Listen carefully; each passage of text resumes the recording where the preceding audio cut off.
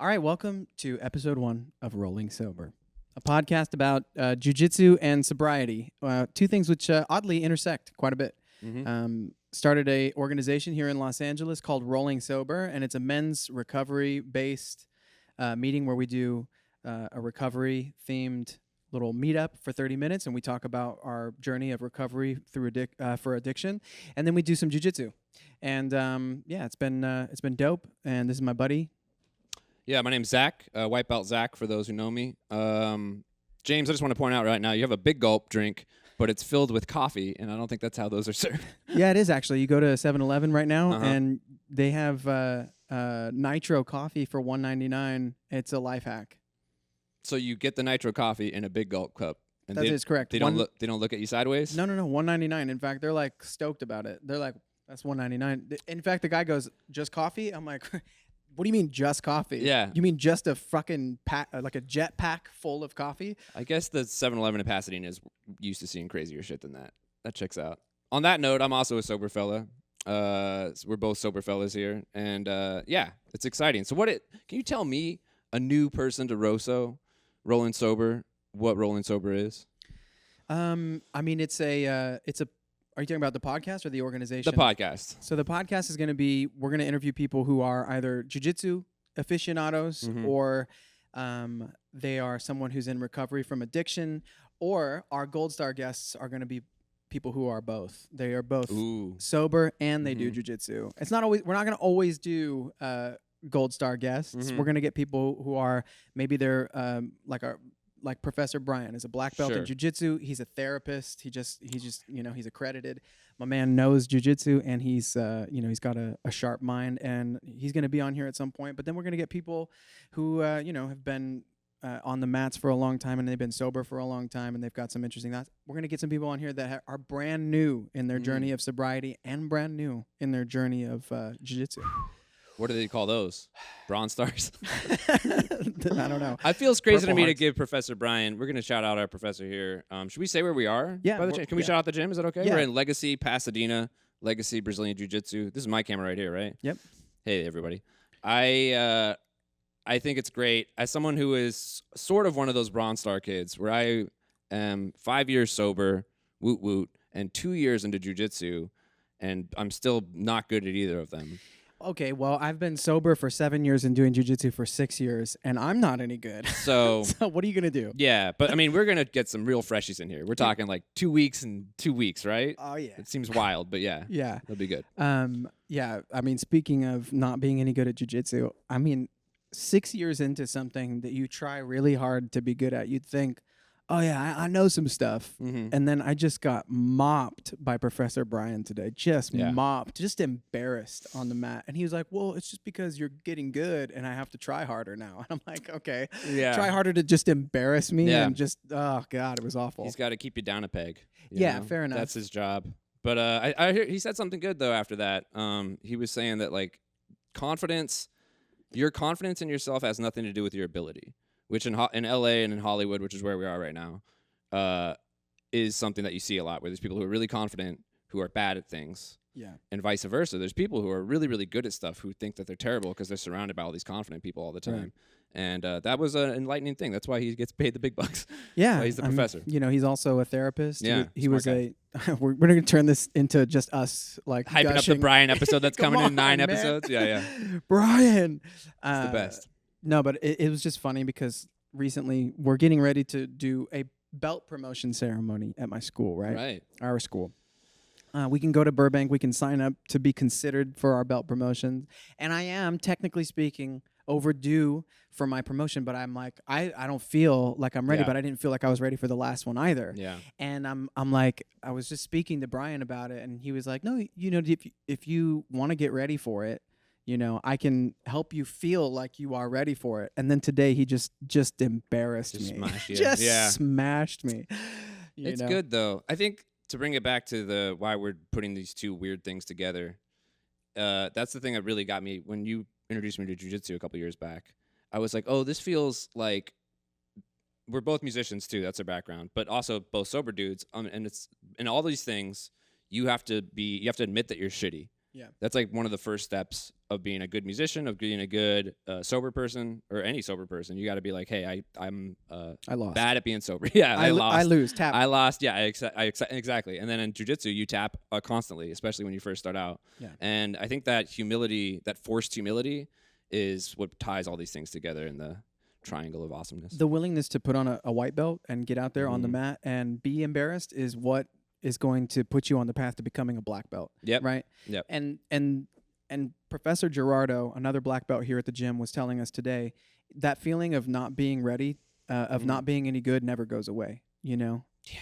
it sucks. I was like, you know, hearing that from a black belt is really encouraging. You hear it from people who have been sober for multiple decades, where they're like, I almost fell off the beam the other day. I've been sober for 30 years, and my life is infinitely better than it could have been if I would have kept drinking. I probably would have died, and I still think about drinking. Yeah.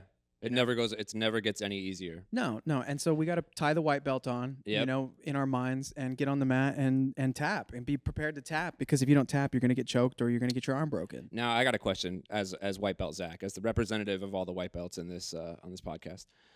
Is this podcast going to give us any jiu-jitsu knowledge?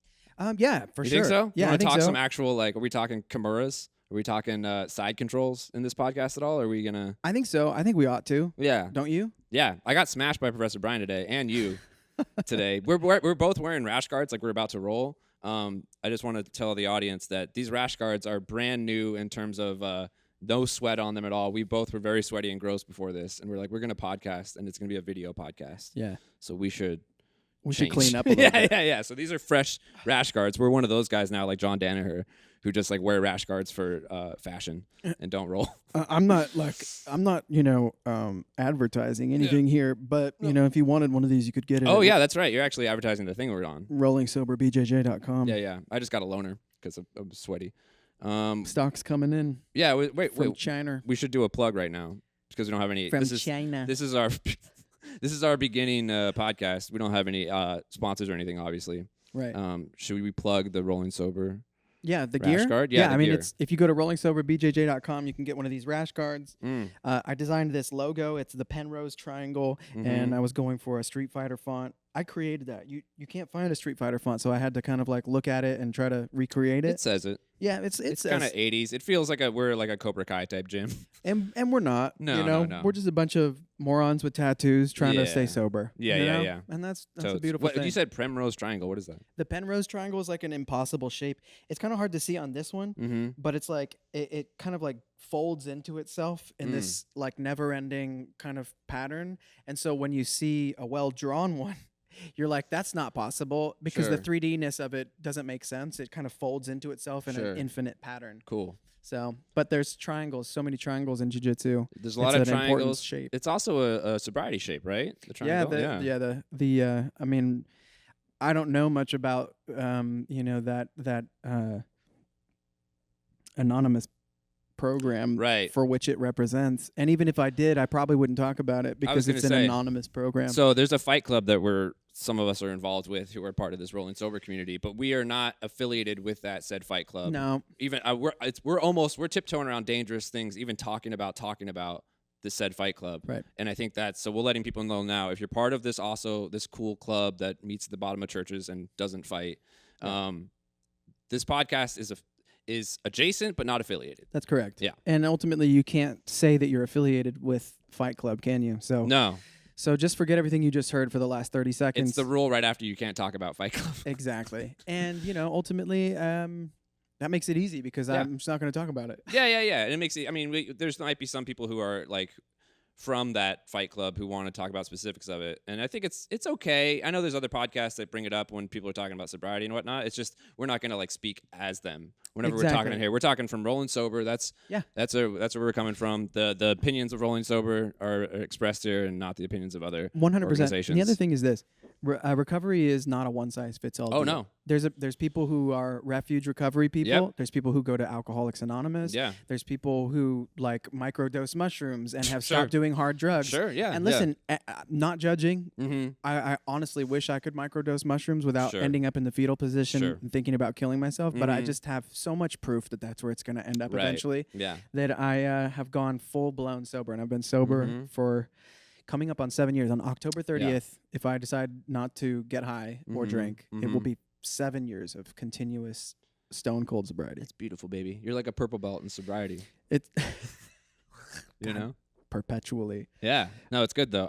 I think I'm glad we're talking about this. We need to hash out these specifics before we start this actual podcast officially, like in multiple episodes, because I think it's something that's going to come up. There's a lot of sobriety podcasts out there where a lot of people litigate the styles of sobriety, like California sober, famously, where people still smoke a little weed and take gummies and whatnot. Or there's the kind of sobriety you're talking about with like the ayahuasca mushroom folks who use it to get off hard drugs like heroin and cocaine and whatnot. Yeah, I don't think it's going to be our job to litigate any of that here, other than just people trying to better themselves and break habits 100%. and patterns in their lives that are disruptive. Also, on that note, I think we can bring in some of the other fight clubs a little bit in terms of like people who have addiction issues to process addictions, like food and sex. Yeah, that's also going to be 100%. part of this. If you want to do some jiu-jitsu and hang out with people in a fellowship, as one fight club calls it, or a sangha, as my fight club calls it, that's all we need from you. 100%. Yeah. 100%, because if you're trying to better yourself and you're using jiu-jitsu as a way of, eating up some of that hamster wheel stuff that happens with us because we're such obsessive people, for an hour when you're doing jiu-jitsu, one of the things that I love about it the most and what I found to work for me time and time again, because I had to quit nicotine recently. Oof. And and it's like really hard to quit nicotine, right? So like, but for the hour that I was on the mat, if I ever come to class or whatever, I am not thinking about nicotine at all the entire time, because you're in like, high stakes survival mode, freaking problem solving mode. Yeah. And so you can't think about anything other than the jiu-jitsu you're doing, or you're going to get choked, or you're going to get, put into a mount, and you're just going to be in side control hell or mount hell. Or a triangle, huh? Or a triangle, a Penrose triangle. That's right. RollingSoberBJJ.com. Absolutely. I quit nicotine 2 years ago, James, and I'm telling you, it's one of the best things I ever did. Yeah. It feels so much better. I can't imagine doing this gentle art, still smoking cigarettes. The idea of it makes me want to throw up. It's insane. I'm embarrassed to tell you and all of the people at home that I was vaping, and it's so stupid. I just felt like such an idiot, and I hated myself every time I did it on some level. Yeah. And it was really hard. Society hated you too. I think a lot of people think people who vape are lame. Someone in Los Angeles. Someone called the vape a douche flute. Yeah. Like, oh, hitting the old douche flute, huh? And I was like, buddy. Oh, God. That was it. Was that just a stranger who roasted you, or is that someone you knew? It was someone I knew. Okay. It was someone actually at a recovery center that I was working at. Yeah. One of the clients called me a douche, essentially. Hey, recovery comes from everywhere, That's correct. It's all good. The wisdom can come from anything. That's exciting stuff. So I think we've gotten some hash out stuff out of the way. We got some rules out of the way. We're not going to fuck around and litigate types of sobriety on this podcast. Nope. If you want to help us out, I mean, we might dive into those topics occasionally, but it's not something we're going to focus on every time. So that's where we are with that. We're going to talk about a little bit of jiu-jitsu because I got questions, because I'm a white belt, and I bet you a lot of listeners are also white belts. Statistically, what's the statistic that everyone always talks about, where it's like 90% of people who are white belts never become blue belt or something? Yeah. It's like 10% of people become a blue belt. I actually don't know those numbers, but we can bring them up on the next episode. But Sure. I do know that most people who start are not going to finish. And it's actually the same with Fight Club, our special fight clubs. Yeah. Most of the people who come in are probably not going to stay, which is really sad. But then there's a huge drop-off point at blue belt, right? People are like, I don't want to, stick this out. And there's a huge drop-off point for jiu-jitsu at blue belt, right? So if they say that specifically if you get your purple belt, you are the likelihood of you getting your black belt is huge. Really? Yeah, people that get their purple belts frequently stick it out, but there's a huge drop-off point at blue belt. So that's awesome. I was trying to Google it really fast, and it's hard to get that exact quote up. But yeah, basically, I think that is also another thing. We've really touched on the topic that these things are almost identical when it comes to. I like that we're calling them fight clubs. Fight clubs that get you to stop doing things. Yep. And just any jiu-jitsu school for the most part, there's lots of overlap. Yep. So I think it was a good idea to put these two things together. Should we talk about the IRL rolling sober thing? Because I think some of the people listening to this may be in Los Angeles. Yeah, of coming to our group. Uh-huh. Yeah, so Sunday mornings, 8 a.m., Legacy Brazilian Jiu-Jitsu in Pasadena. It is free to attend. You're just going to sign a little waiver, and then you can get on the mat with us. So the only requirements are that you be working a program of recovery, or that you be interested in a program of recovery. You don't even need to have done have done jujitsu before. You could come with Yeah. no jujitsu experience. If it's something you're interested in trying, you can come to Rolling Sober 8 a.m. at Legacy Brazilian Jiu-Jitsu in Pasadena, and it's free. And just show up wearing shorts and a t-shirt. We do no-gi jiu-jitsu, so not wearing the kimono or the gi as it's called in Brazilian jiu-jitsu. And that's really just so that I don't have to do laundry. Yeah. It's easier, less barrier to entry. That's correct. Yeah. And I think that's it. Yeah, come Sunday morning. Come hang out with us. Do it's jiu-jitsu. a good time. It's nice to have, like I said, fellowship. Yep. We're surrounded. Right now, it's a bunch of dudes. It'd probably be co-ed at some point. I think having jiu-jitsu, most jiu-jitsu schools are co-ed. So if you're a lady listening to this or a female identifying person, you're like, I want to go to a meeting when I'm going to roll around with a bunch of people in the meeting. That seems a little weird. It's not. It's a very common thing in jiu-jitsu gyms at co-ed rolling, and it's cool. I think the having a meeting in a space that is already about like self-development is a cool thing. And then the fact that we take a meeting and then go right into training our bodies is such a cool connection of like the mind is being trained. We're talking, we're sharing, we're like getting ourselves out there. We're having fellowship. We're being of service if we need to be. And then all of a sudden we're also just like choking each other. Yeah. It just locks everything in real nice. It's nice. And the cool overlap that I found with sobriety and jiu-jitsu is that especially at the beginning when you have all of this extra, I call it the hamster wheel. I've already said it once.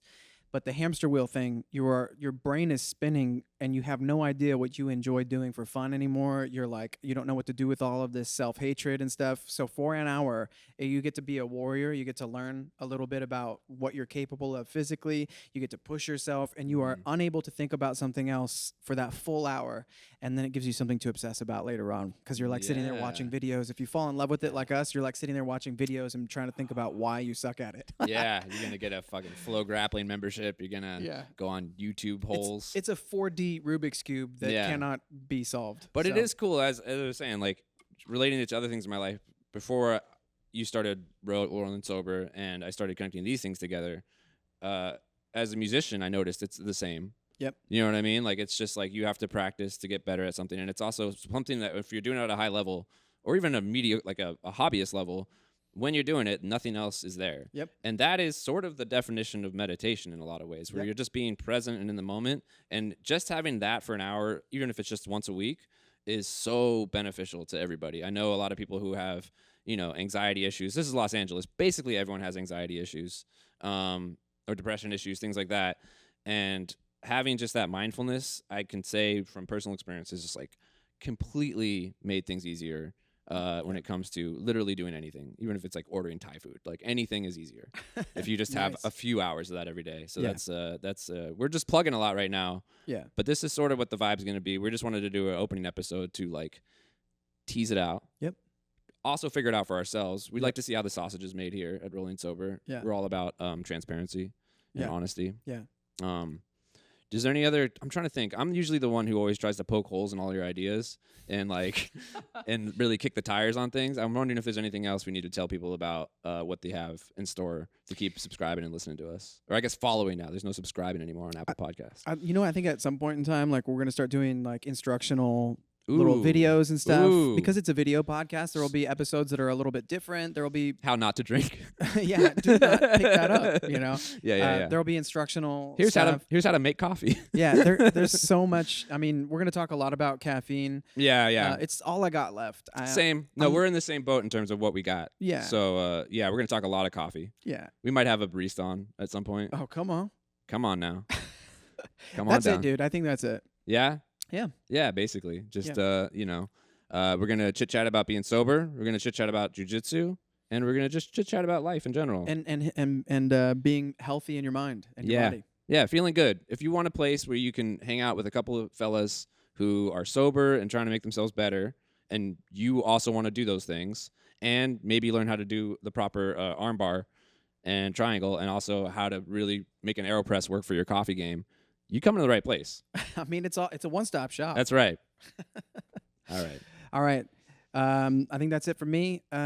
James here signing off, and we'll see you guys soon.